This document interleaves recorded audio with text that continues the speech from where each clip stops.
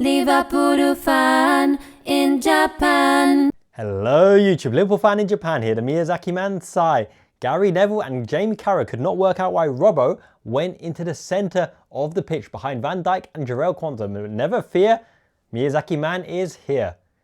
And there's a reason why Gary Neville couldn't work it out. Half the brain that you do. Sid Vicious maybe onto something there.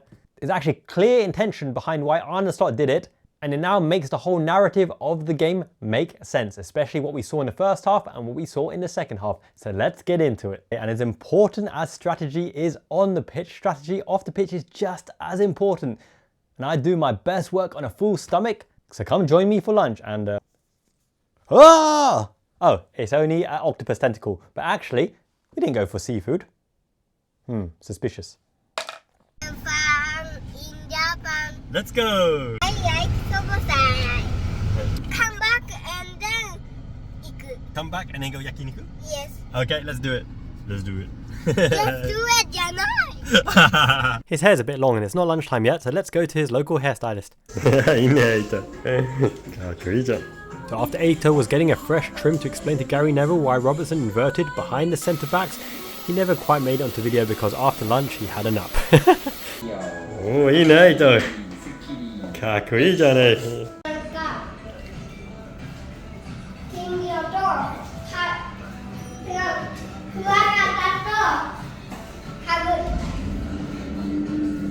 カブトムシ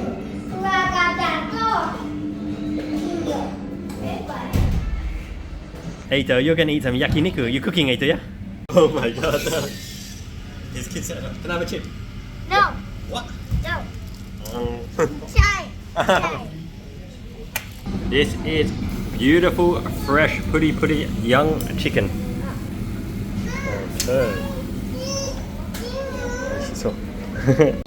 Okay. Okay, look at that beautiful Miyazaki finest Wagyu. This is the stuff of your dreams, and Mushroom Boy is the chef extraordinaire.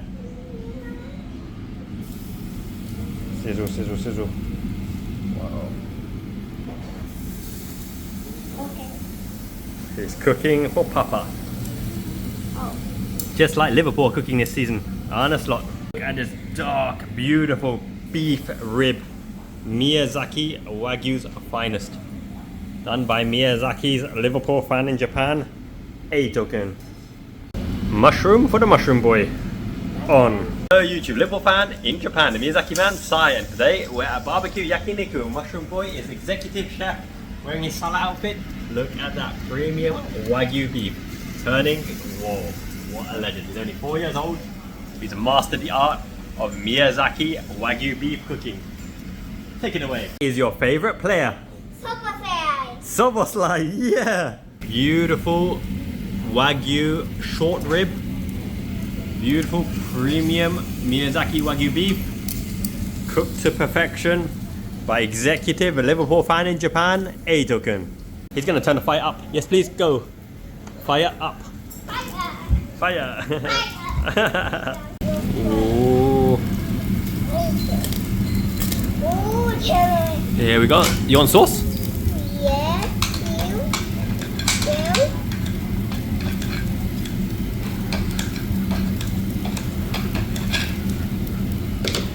And here is the meat sauce. Kanpai!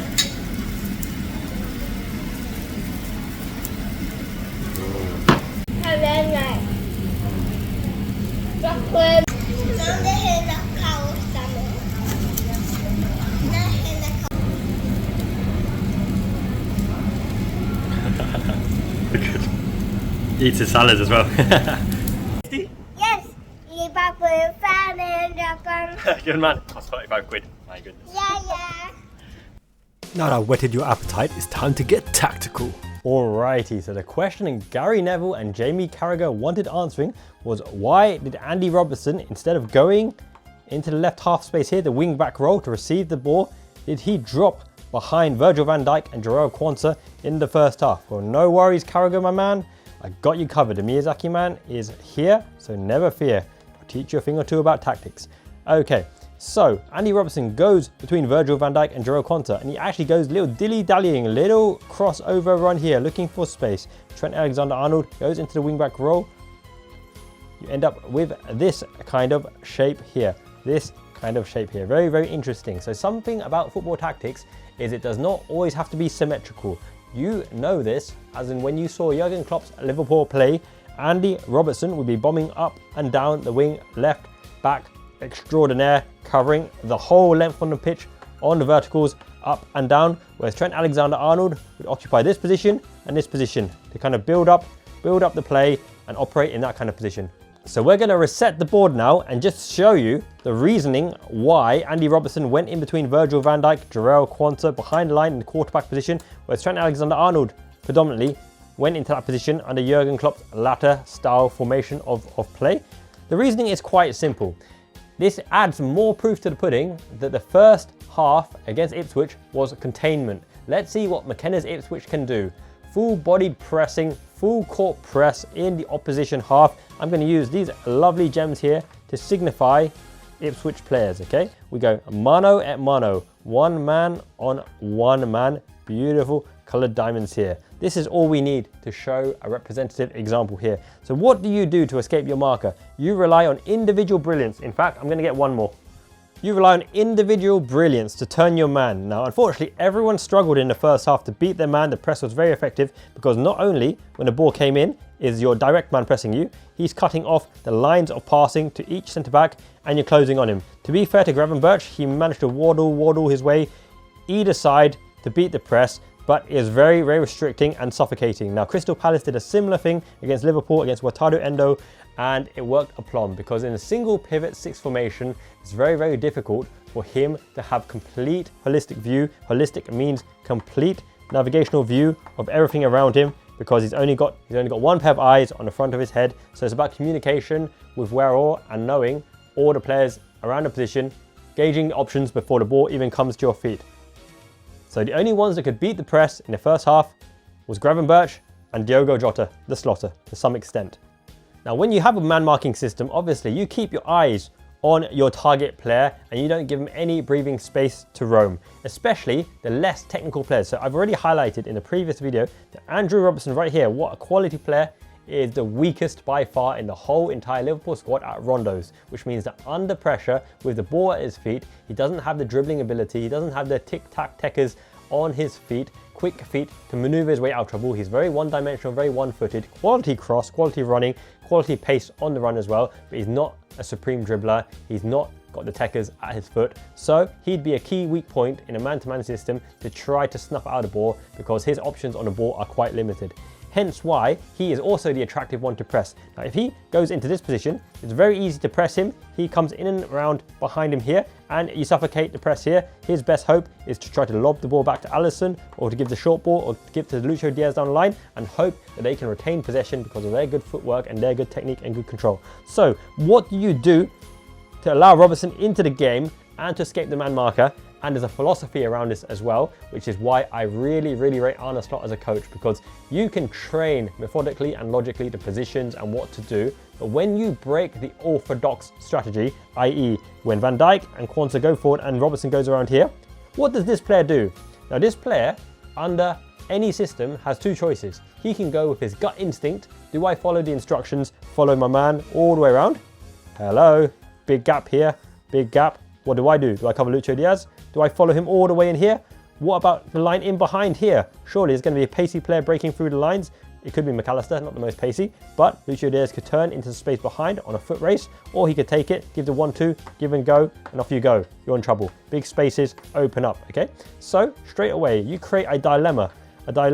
Does this guy track your Andrew Robertson in and around, waddling, having a good old jolly, chit-chatting with Alisson Becker, how are the beaches on Brazil, for example? Or does he hold his position, in which case the man marking system is now questionable, because what does he do? What exactly is he marking? Is he marking the space that Robertson is supposedly meant to be in? Our strategy in the team talk was to snuff Robertson because he's the weakest with the ball and most likely to turn it over if you pressure him with the ball. Everyone else in this circle here, in this whole entire circle, Van Dijk, Quansah, Trent, Gravenberch, Szoboszlai, McAllister, are much better at rondos, much better at one-touch layoffs, and much better with the ball at the feet. So if you do follow that man, straight away you're out of position and you're in trouble. And now these guys have a decision to make. Do they cover your space? Do they cover the man?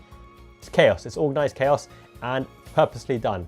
As well as that, Arne Slot can view on the side of the pitch what are their behaviors, what are they likely to do. Let's befuddle them, break their mindset in terms of their instructions.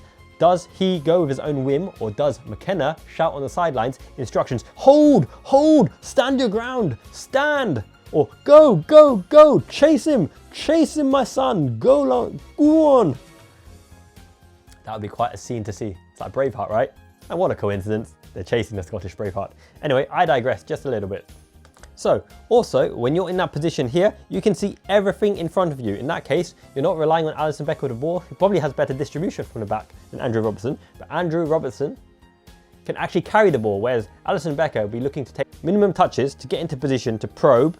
Andrew Robertson can actually continue his run and act as an extra man to break the man marking press, because as I said, when you go mano a mano, he now forms an extra player in the centre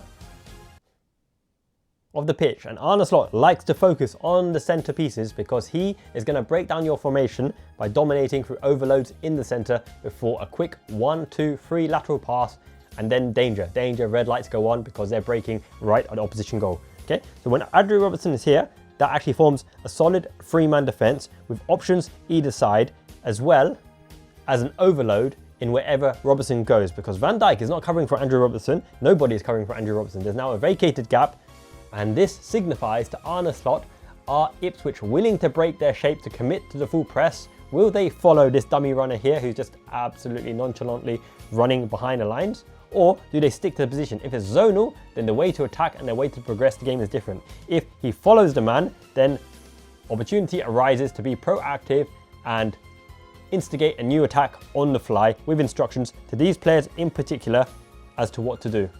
And there's also another reason why it's Andrew Robertson and not Trent Alexander-Arnold in the fullback position covering that central position, because what we saw last season, when Trent inverts to the base, sometimes he drops in between Van Dijk and Quansah. Quansah and Van Dijk split the lines. Now you have a decision to make. Do you press Trent, who's always going to be looking for the long ball, because Trent Alexander-Arnold negates tactical strategy, because when Andrew Robertson's got the ball here, these guys don't have to be so alert. They are in the passive phase of play because the ball is not likely to get to them in one phase, in one touch. But Alexander-Arnold in this position, bang, straight away, different phase of play, new game, second phase, set up, 2 against 2, 3 against 2 shapes, and the red arrows are flying, bypass the whole midfield, and the game is in a completely new scenario where you have to adapt on the fly, and this would have been honed and trained. So when Alexander-Arnold's here, you might press him, but at the same time, the areas of focus is the areas of the pitch he can hit,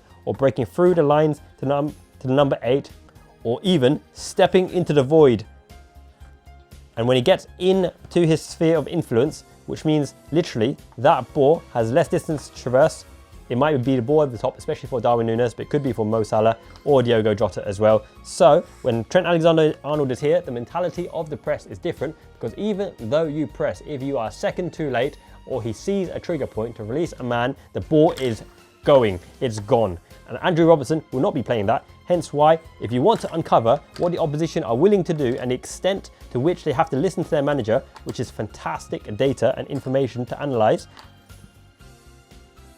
And this is what the data scientists do as well, the data analysts in the background. They build algorithms, predictive analytics for what the opposition is likely to do in any phase. And whereas you already have trained this scenario and situation to understand what the opposition are going to do, and you have control in this situation, the opposition are now out of control, because does the player make their own decision? Does McKenna on the sideline instruct him to do a specific action? They have to be reactive, and you can't always consider all variables when you're being reactive. Whereas if you have trained this in training, you now assert your dominance in a position that you thoroughly know well, and based on scenario A, if the opposition does this, you go here, and this is what we're trying to do. If the opposition go in a different place, this is what we need to do.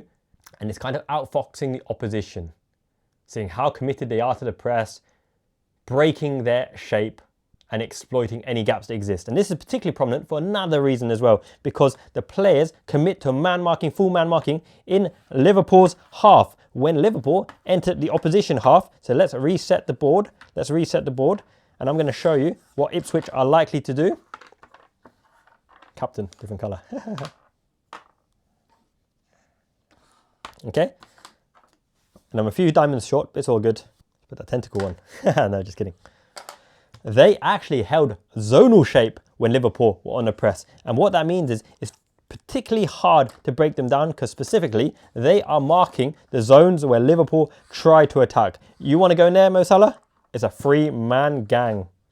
Similar to Lucho Diaz and with McAllister and Szoboszlai, sure, play in front of us. They were lackadaisical in their pressing because a front man might press them to make them go out wide, in which case you set the traps. However, they were not going mano a mano because in their own half, Ipswich set the shape. And a good thing about setting the shape and not absolutely flying furiously into the press and into the tackle is that if they do manage to turn over the ball, the players are in the right position, and Ipswich would have drilled from this position how they transition into offense, where the opportunities are, and how we fast break, which is why a player got into our box, especially on the left-hand side on many occasions, but on occasion down the right-hand side, we did catch them offside because Liverpool's offside trap was quite good as well.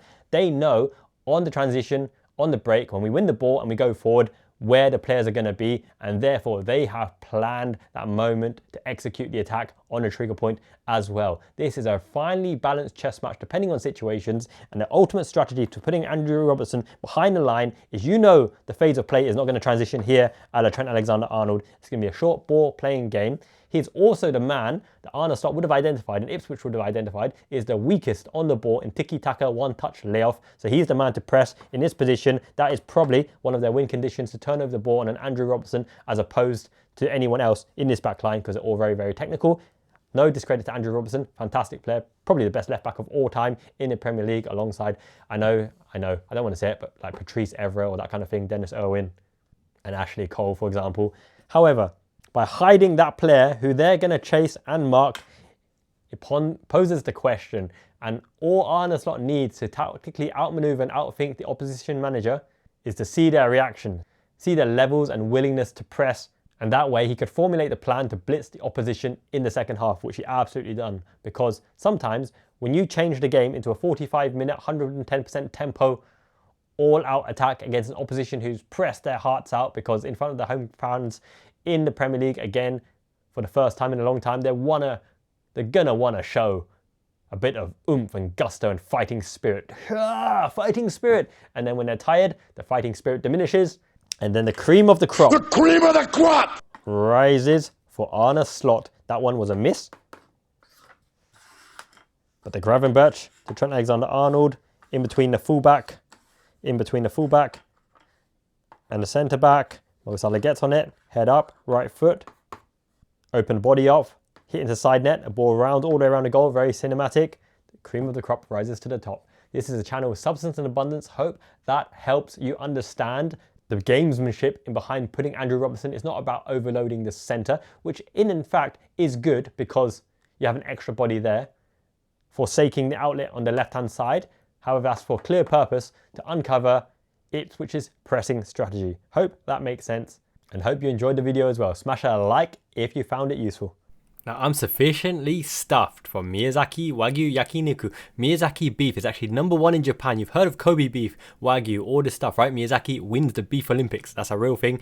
Almost every year, one last 3 years in a row. It's going to cost you like 600 quid in London for Miyazaki steak. It's going to cost you about 200, 300 quid in Tokyo. It's going to cost me 25 quid local from the grocery store. But when it's in the restaurant, a little bit more expensive, 35 quid, my goodness. But Mushroom Boy deserves it. And I deserve this piece of kit as well, because I know what this is. I saw the trim. It's a white and gold. This is the one that Klopp baby was wearing, right? Jurgen Klopp was the cream of the crop. This is the LeBron James collaboration. Yes, son. Actually, I can't believe I've waited this long to open this one. Well, it's luck of the draw, really. I don't know what I'm opening anyway. Oh, yeah. Gold standard. Oh, this is dreamy. It's so hot here in Miyazaki right now. Nice and cool. Thank you so much for supporting the channel. I want to give a big shout out to all the members in particular, because you keep this channel afloat. Literally, the YouTube algorithm doesn't like you unless there's loads of comments and loads of likes and people watch the video from beginning to end or even multiple times. So every video makes for, I'm going to be completely honest, about like £4. I'm going to need like, what, 10 videos to buy one shirt. Anyway, Aleem, Mimey, Michael Fox, The Herbie Productions, Chinese Andrew Tate, love that name, Divinash, Cobin, Jin, Miles, Kayla, Sharizzle, Caleb, John of Fitz, Captain Has, Debs, Velichko, K, Apostle, Midyorn, Jeremy, Richard, Yuri, Philip, Dafilo, Exery, Mukama, Pucci, Christian, Tim, Slev, Mr. Bass, Faisal, 7 Strike, Matcha T, Herfen, T. Wui Lim, Bleach, Mechani X, LB, thank you so much for your generosity. Costs less than a Tesco meal deal to support your favorite Liverpool fan in Japan. Domo arigato minasan. Really, really appreciate it from my heart so much. Literally, we're growing the best community. Hope you guys enjoyed the video. I'm doing my best to provide content for you all the time. I'm actually going to do 2 member videos today because I'm a little bit behind. So I'll do the next Wataru Endo chapter, as well as my thoughts on another content creator online, raw, uncut, unfiltered, in the member section. Miyazaki Gan Ichiban. I've changed it slightly because Miyazaki Gan means Miyazaki Army. Really cool, right? Ichiban means the best. Jane means see you later. Ciao. Liverpool fan in Japan.